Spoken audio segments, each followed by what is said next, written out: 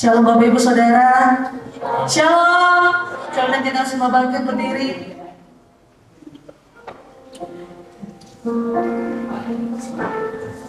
Kita percaya kita punya Allah yang dahsyat yang selalu menuntun hidup kita sampai hari ini. Amin. Yang mengalami kebaikan Tuhan boleh lambaikan tangan. Berikan tepuk tangan yang terbaik buat Tuhan.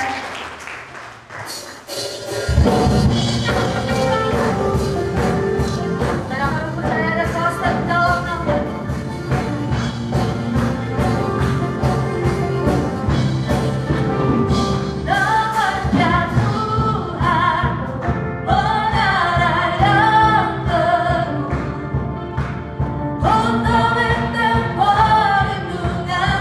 Allah yang perkasa, Allah yang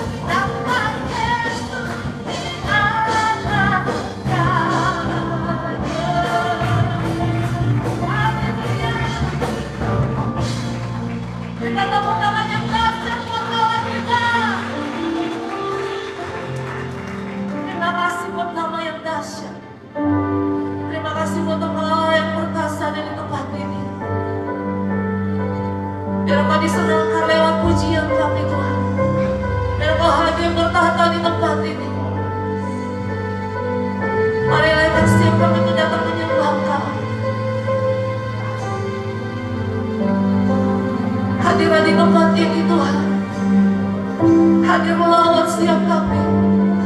Kami mau buka hati kami buat Tuhan. Biar kemuliaan-Mu ada di tempat ini. Hadirat-Mu menawat setiap kami. Karena kami percaya dalam hadirat-Mu kami dikuatkan. Dalam hadirat-Mu kami mendapatkan pengharapan yang baru. Dalam hadirat-Mu kami dipulihkan dan disembuhkan. Terima kasih Tuhan Yesus. Ajar kami untuk terus percaya kepada Tuhan.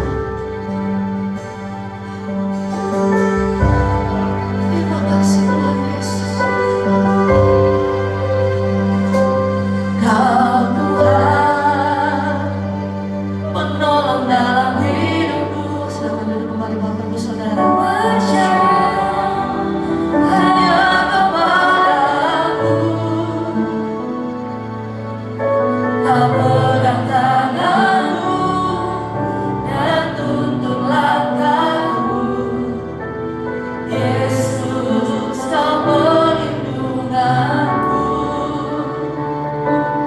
Kau Tuhan, kekuatan dalam hidupku, penolongku dalam kesesakan.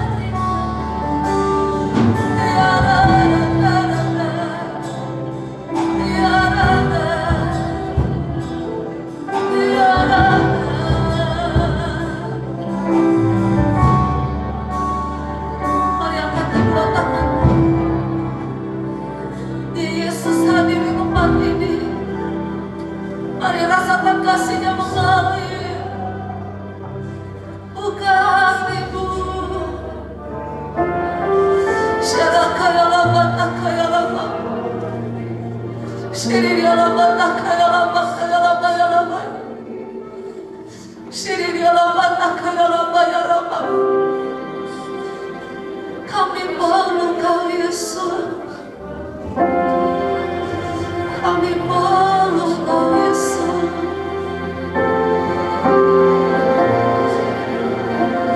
Haleluya.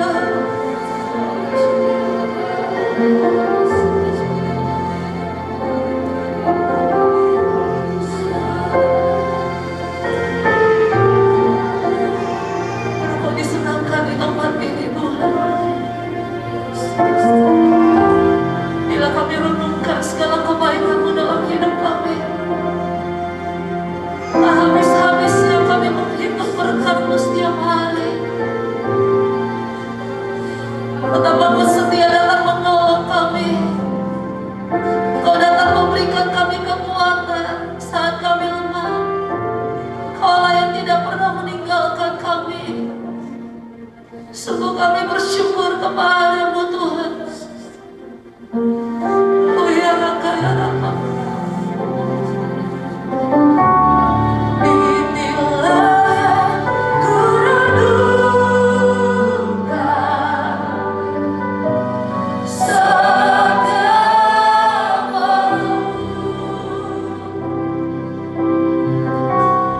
nyanyian pujian dan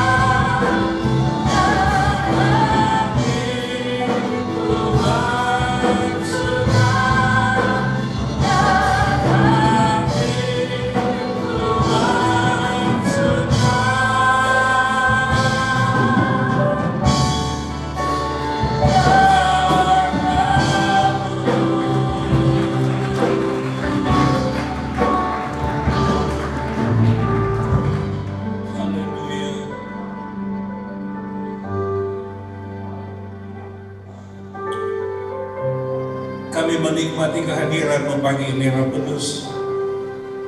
Kami tahu bahwa di dalam Yesus ada kedamaian. Di dalam pujian penyembahan, kami boleh mendekati tahta Allah, merasakan uluran tangannya yang penuh kasih, yang datang menjamah setiap kami, yang datang memulihkan hidup kami. Ajakan-Mu yang lemah lembut memberikan kesejukan dalam hati kami. Terima kasih Tuhan Yesus. Kami percaya Engkau hadir di tempat ini. Engkau bertahta di atas puji-pujian kami. Dan saatnya kami mau belajar firman-Mu. Kiranya Allah Roh Kudus mengurapi setiap firman yang akan kami baca, kami dengar, supaya kami boleh mengerti dan kami menjadi pelaku-pelaku firman-Mu. Firman itu tidak tinggal di tempat ini saja, tapi akan pulang bersama kami dalam kehidupan kami selanjutnya. Urapi hamba-Mu, hamba tidak tahu apa yang menjadi kebutuhan umat-Mu, tapi Tuhan tahu, dan Tuhan akan berbicara kepada kami pada pagi hari ini. Kami ikat semua penguasa di udara, pemerintah, penghulu dunia kegelapan. Kami patahkan semua kuasanya dalam nama Yesus. Kami percaya bahwa kebenaran-Mu akan mengurapi kami. Di dalam nama Tuhan Yesus, yang siap mendengar firman, katakan bersama. Amin. Silakan duduk Bapak Ibu. Shalom. Selamat memasuki bulan April. Ya, sepertinya hari berputar begitu cepat. Dan kita sudah berada di bulan keempat di tahun yang baru ini. Puji Tuhan. Ya, Bapak Ibu, ya ada tampilan di depan. Kita akan baca ayat ini bersama. Matius 26, ayat 6 sampai 13. Yesus diurapi. Saya akan baca ayat 6, Bapak Ibu yang 7, dan kita berbalas-balasan. Demikian firman Tuhan. Ketika Yesus berada di Betania, di rumah Simon si Kusta, ayat 7.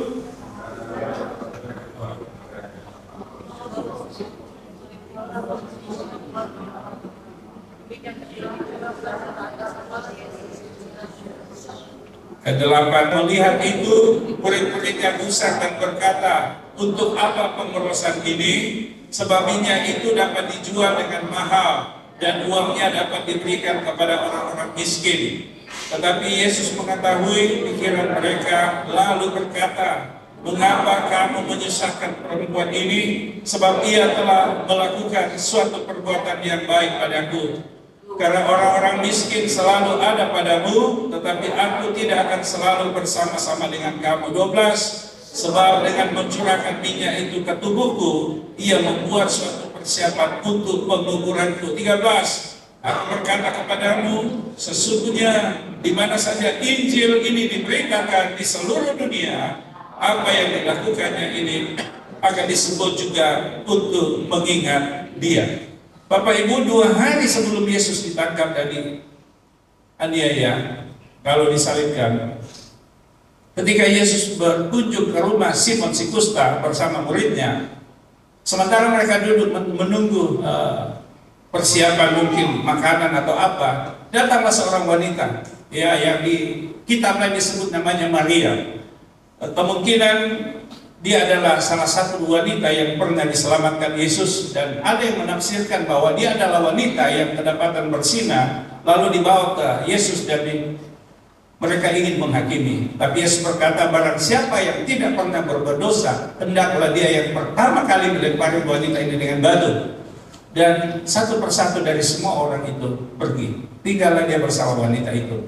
Dan Yesus berkata, pergilah, jangan berbuat dosa lagi. Aku pun tidak akan menghukum engkau.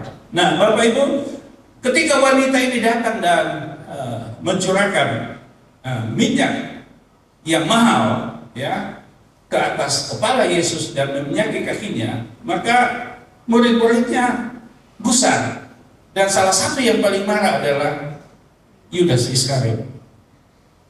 Kenapa? Karena dia tahu bahwa harga minyak itu sangat mahal.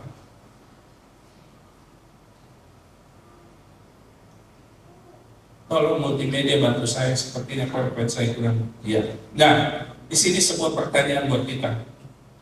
Siapakah Yesus bagimu? Siapakah Yesus bagimu? Ini sebuah pertanyaan yang mungkin sering kali kita dengar. Tapi pernahkah kita bertanya kepada diri sendiri, siapakah Yesus bagi saya?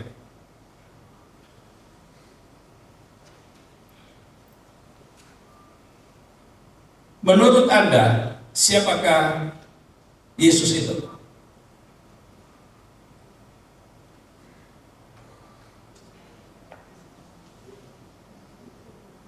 Allah yang menjelma menjadi manusia, Putra Allah, Firman yang hidup, Juru Selamat umat manusia, Hakim yang adil, atau Gembala yang baik? Ya, tentu masih banyak lagi ya, dan masih banyak lagi pendapat orang tentang siapakah Yesus itu.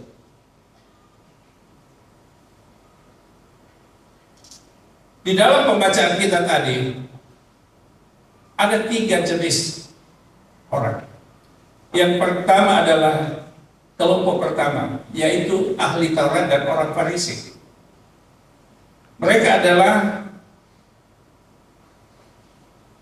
ahli agama. Mereka sangat berkuasa di Israel. Bahkan sampai hari ini, ya, orang-orang Yahudi yang ultra, yang ada namanya ortodoks, tapi ada juga ultra ortodoks. Jadi di sana ada 3 jenis kelompok orang. Ada sekuler, orang Yahudi sekuler yang ke sinagog ibadah, tapi masih ada yang makan daging babi. Ya, ada satu tuh leader kami dulu, namanya Yoram, dia orang Yahudi. Lalu kami makan di restoran dan dia juga makan. Loh, kamu makan babi itu kan najis. Dia bilang enak, pendeta. Ya, itu sekuler. Ada yang ortodoks, dia semi, dan ada yang ultra ortodoks. Ini yang paling keras, yang kelompok garis keras, yang bahkan mereka sedang ingin membuat undang-undang untuk melarang kekristenan ada di Israel. Nah, Bapak Ibu, mereka adalah kelompok yang penuh dengan kebencian. Mereka sangat benci kepada Yesus, dan sebenarnya ujung-ujungnya cuma satu, iri hati. Ya, iri hati. Kenapa? Mereka itu sudah malam melintang di tengah-tengah kehidupan bangsa Israel sebagai pemuka agama. Tapi hari itu ada seorang pemuda yang datang dan menepis semua keberadaan mereka. Seorang pemuda yang bisa membuat mujizat. Air jadi anggur. Orang tuli bisa mendengar. Orang lumpuh bisa berjalan. Orang buta bisa melihat. Bahkan orang mati pun dibangkitkan. Ya, itu yang terjadi dengan Yesus. Kira-kira wajahnya seperti ini ya. Bagus enggak wajah begini? Sangar ya. Ini adalah para imam, kepala dan tua-tua bangsa Yahudi. Mereka sangat membenci Tuhan Yesus, ya. Orang Farisi dan orang Saduki merupakan pemimpin Israel yang saling bermusuhan. Mereka berbeda dengan tujuan dan juga dalam doktrin. Orang Farisi percaya bahwa Israel harus memurnikan diri dari pengaruh bangsa-bangsa kafir agar Sang Mesias datang. Di kota Bethlehem ada sebuah gereja, namanya Gereja Nativity, gereja kelahiran. Di depan waktu pintu masuk ada altar, di situ ada tempat ibadah, ya. Tapi yang aneh adalah satu tempat ibadah ada 3 kelompok gereja di dalam. Ada Armenian, ada Ortodoks, dan ada saya lupa lagi satu, ada 3. Dan mereka itu sangat saling bermusuhan. Satu bermusuhan. Jadi mereka dibagikan waktu untuk beribadah di tempat yang sama, ya, dengan pemahaman yang berbeda. Nah, kira-kira begitulah gambaran mereka. Makanya tidak heran kalau ketika Yesus datang, mereka sangat membenci. Dan mereka mencari segala cara bagaimana menghancurkan Yesus. Padahal kita tahu bahwa pada waktu itu adalah menjelang persiapan Paskah. Ya, seharusnya mereka mempersiapkan Paskah, merayakan akan hari kebebasan bangsa Israel ribuan tahun yang lalu dari Mesir.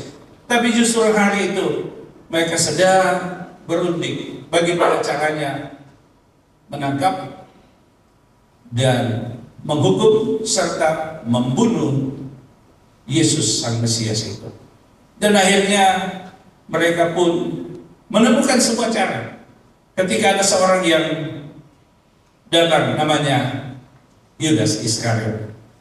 Kalau kita lihat wajahnya Yudas, wajah licik ya. Coba lihat di samping Bapak Ibu, jangan ada temannya di sini. Sorry ya, ada. Semua orang baik kok ya. Saya kalau ditanya kamu orang baik, oh saya orang paling baik di dunia. Tidak ada seorang pun bilang saya orang jahat. Apalagi yang dipasang di pinggir-pinggir jalan hari ini, ya. Saudara lihat banyak orang tersenyum ya hari ini di pinggir jalan. Karena tahun-tahun politik, tahun depan pilkada, pilpres. Oh semua senyum dan semua berkata saya orang baik, siap membangun. Tidak ada yang tulis begini, jangan pilih saya perampok, saya pencuri, saya koruptor. Tidak ada.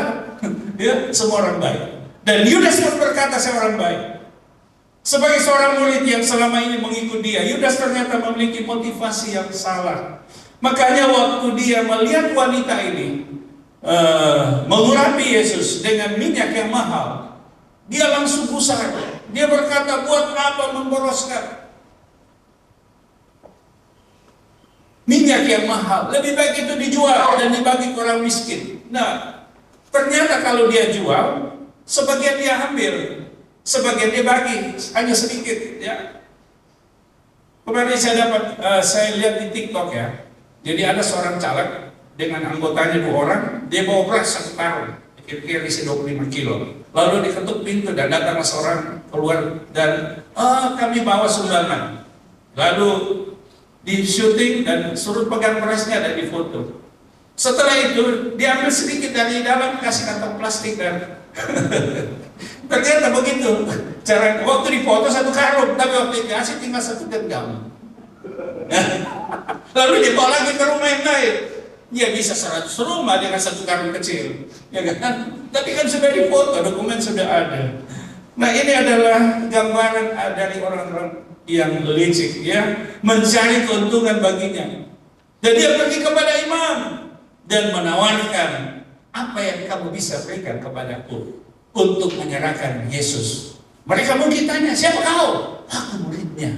Aku tahu dia di mana sebentar. Aku kenal dia, ya. Dan bla bla bla. Nah, saudara tahu bahwa kalau saya mau beritahukan, Yudas Iskariot adalah gambaran kekristenan yang hanya mencari keuntungan untuk diri sendiri. Banyak orang ke gereja supaya diberkati. Banyak orang ke gereja tujuannya supaya berhasil.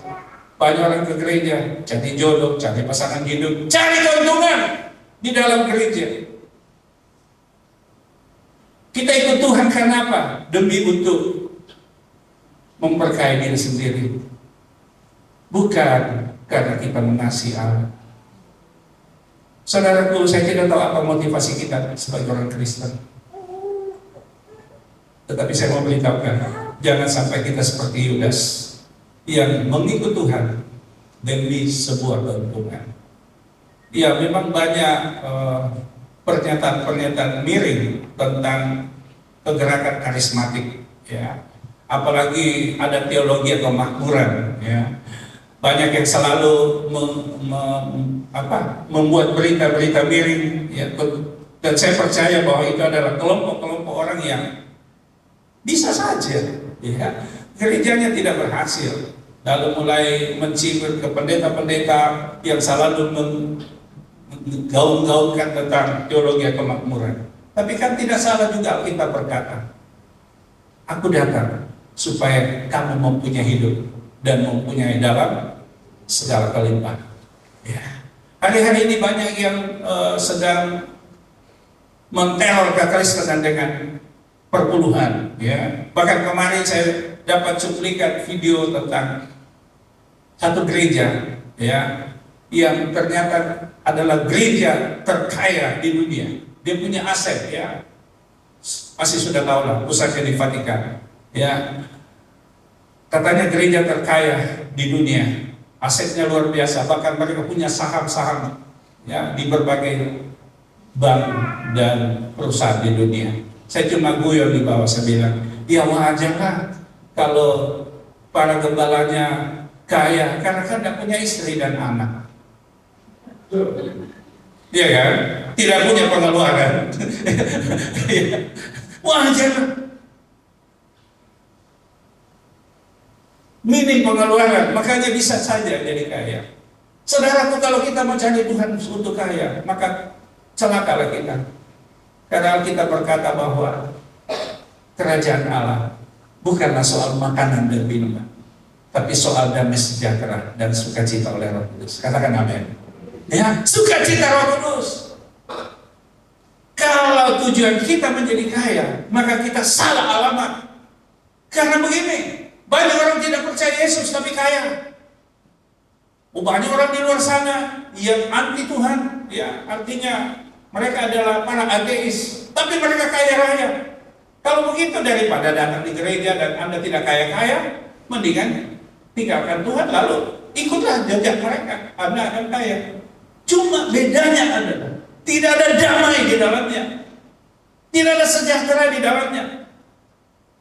Daud Bani Asaf pernah mengeluh dalam Mazmur 73.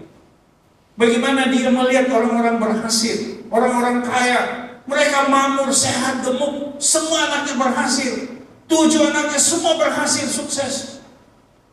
Dan Mazmur merasa diri, kok bisa saya yang siang malam menangis, berdoa, menyembah, kok hidup saya begini-begini saja Tuhan.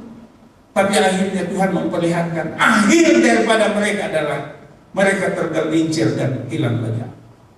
Bapak Ibu, tujuan kita bukan kekayaan di dunia. Makanya Alkitab berkata, jangan pernah nyanyikan lagi lagu itu, ku ingin tetap di sini. Ya kan? Apalagi kalau di penjara, jangan nyanyikan lagu itu. Ada diusir oleh para nabi di sana. Tempat kita bukan di dunia. Jadi janganlah membangun kerajaan Allah, kerajaan Anda di dunia, karena semua akan berlalu. Ya, Alkitab berkata bahwa kemah kita segera akan dibongkar, dan kita akan kembali ke tempat asal kita. Yudas, seorang yang licik. Yang ketiga, wanita tanpa nama dengan kasih yang tulus. Secara indah, Injil Matius menyelipkan kisah yang mengharukan mengenai pengurapan Yesus di antara intrik-intrik para musuhnya. Sangat kontras dengannya apa yang dilakukan si wanita, ya, dengan Yudas.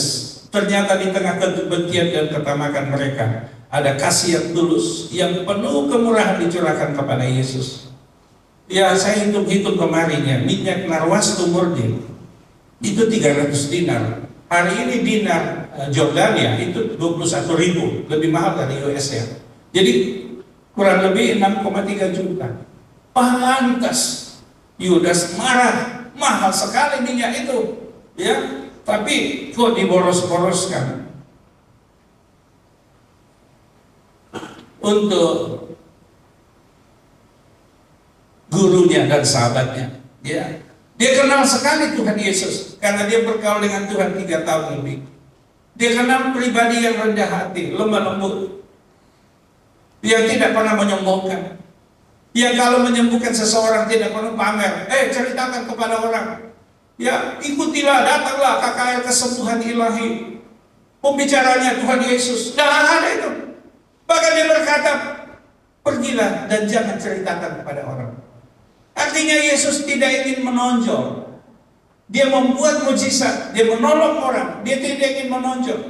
Dia selalu berkata, kalau bukan Bapa yang mengutus aku tidak bisa berbuat apa-apa. Saudaraku, seringkali kalau kita berbuat baik, kita ingin nama kita tertulis, disebut.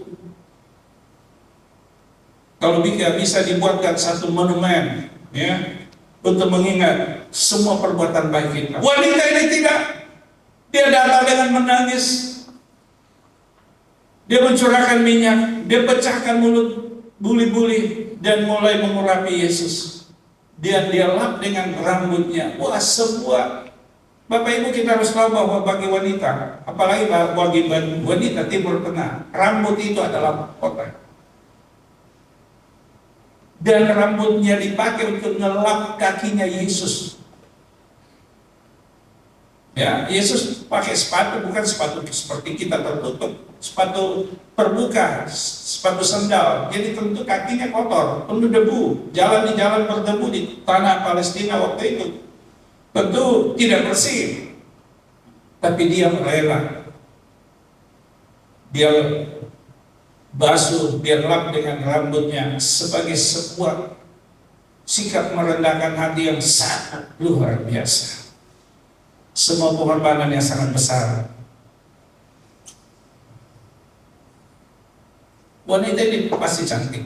Tidak mungkin dia dulu jadi, ya, cinta kepada Tuhan bertumbuh dalam pengorbanan. Adakah Anda sudah berkorban buat Tuhan? Pengorbanan kita bukan hanya soal materi. Pengorbanan kita bukan soal kita melayani di gereja.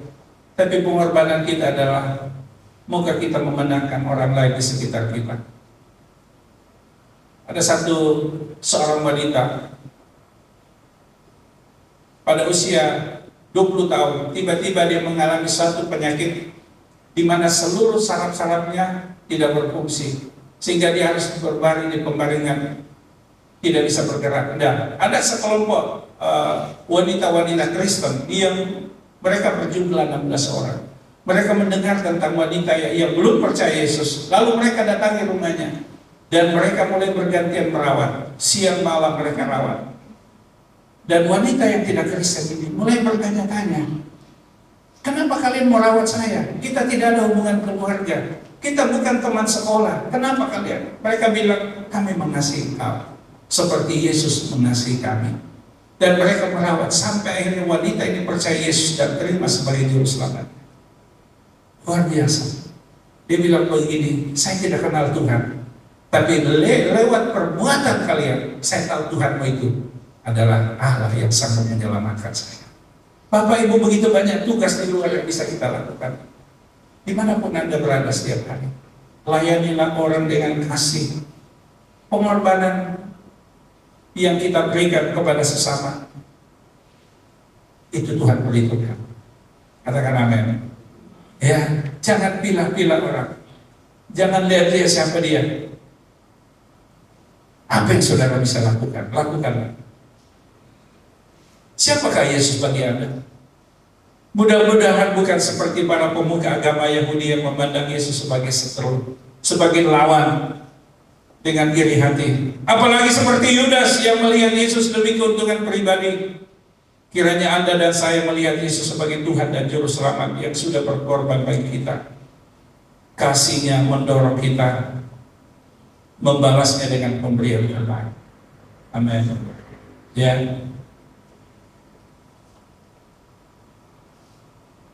Ada 3 ayat kita akan baca. Yohanes 14:15. Jikalau kamu mengasihi aku, kamu akan menuruti segala perintahku. Kita baca bersama, 1, 2, 3. Jikalau kamu mengasihi aku, kamu akan menuruti segala perintahku. Katakan amin. Banyak perintah Allah di Alkitab. Yang kedua kita baca lagi, 1, 2, 3. Barang siapa memegang perintahku dan melakukannya, dialah yang mengasihi aku. Dan barang siapa mengasihi aku, ia akan dikasihi oleh Bapakku, dan aku pun akan mengasihi dia dan akan menyatakan diriku kepadanya. Wow, luar biasa. Yang terakhir ayat 23. 1, 2, 3. Jawab Yesus, jika seorang mengasihi aku, ia akan menuruti firman-Ku, dan Bapakku akan mengasihi dia, dan kami akan datang kepadanya dan diam bersama-sama dengan dia. Ya, menjelang Paskah, tinggal beberapa hari perayaan Paskah dirayakan seluruh dunia. Ya, mari kita mengenang kembali akan pengorbanan Tuhan di Kalvari. Ketika dia memberikan hidupnya, Yesaya 53 mencatat bahwa dia seperti domba yang keluh, anak domba yang keluh dibawa ke pembantaian.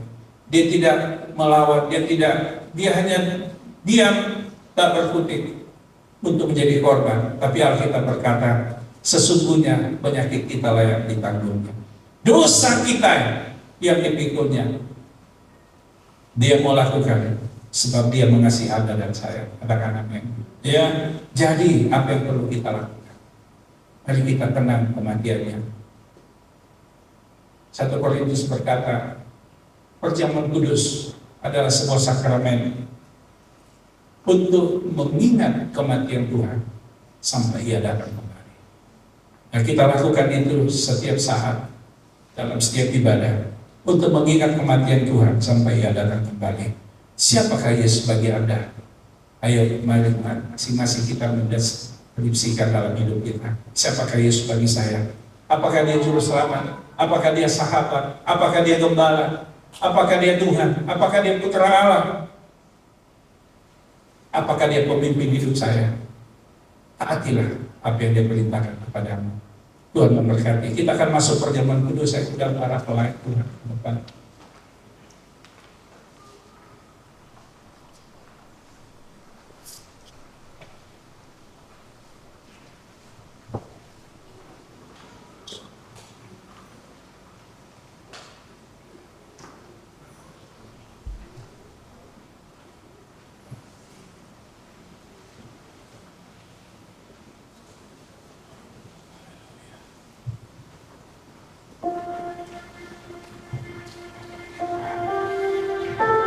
semua sudah mendapatkan handuk? Ada yang belum? Sudah. Bapak Ibu mari saya jemput yang mau pejabat kudus, kita bangkit berdiri.